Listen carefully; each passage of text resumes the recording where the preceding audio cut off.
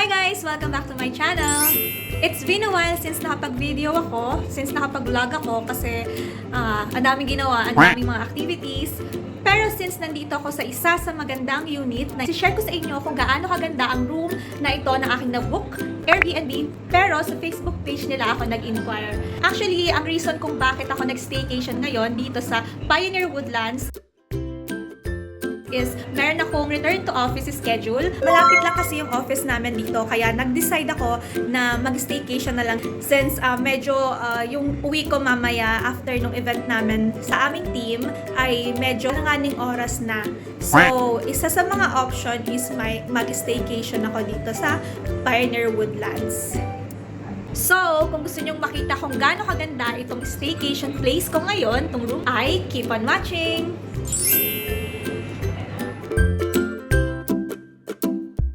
Sa pinaka-paborito ko sa part ng room na ito na ini-staycationan ko ay itong bed nila. Kung makikita nyo, ayan.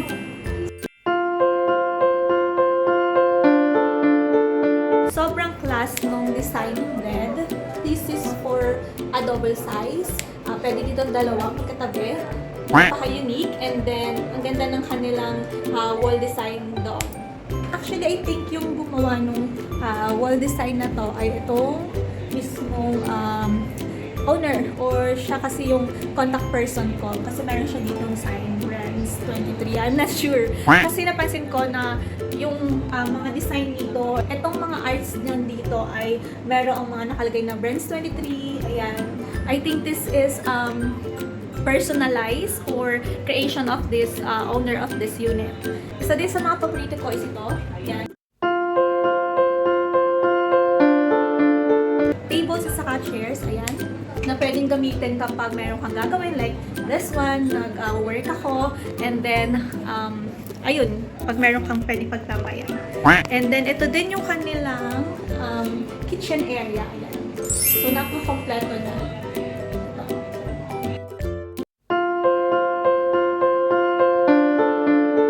Meron dito mga plates at saka, ayan, lahat ng condiments nandito na kailangan ng isang mag-staycation o kailangan ng nag-stay dito sa unit na to. Meron silang rice cooker, meron silang water heater, meron silang induction cooker, and then microwave. Ayan. Meron din silang mini ref. Ayan.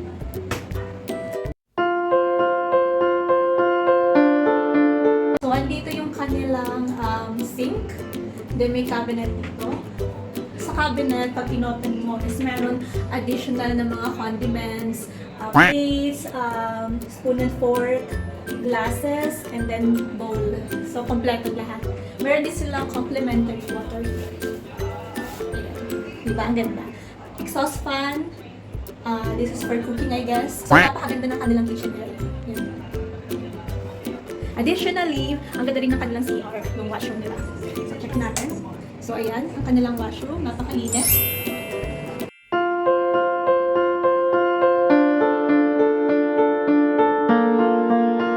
Yung bowl nila, yung sink, ito sink.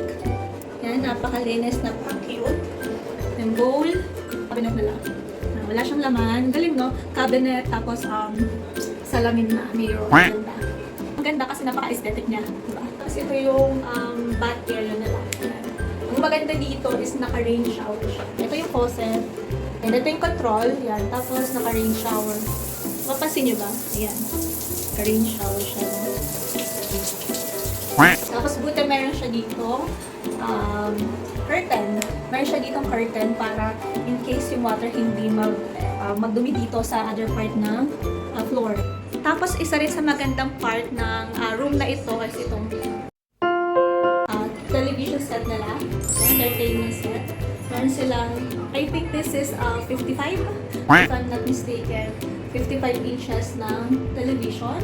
Nakapatong siya sa TV console or TV rack. Napakaganda din, napaka-aesthetic. And then meron ditong isang lampshade, ayan, aesthetic din. And Itong part naman na ito is yung salamin or mirror na napaka-aesthetic ng design. So, napaka-aesthetic halos lahat. Kaya, nakaka-relax mag-stay dito sa unit. Yun pala guys, yung na-contact ko sa Facebook page nila, I don't know if siya yung may-ari. Nakalagay kasi is salesperson and in-inform niya yung admin dito sa Pioneer Woodlands condominium na merong guest, which is ako nga. Nag-email siya, yun yung pinakita ko sa guard. Napaka-approachable niya, napaka-class, and magalang din siya. So yun guys, kung gusto nyo rin at kailangan nyo mag-staycation sa lugar na to, this is located at, ilalagay ko dyan, ayan,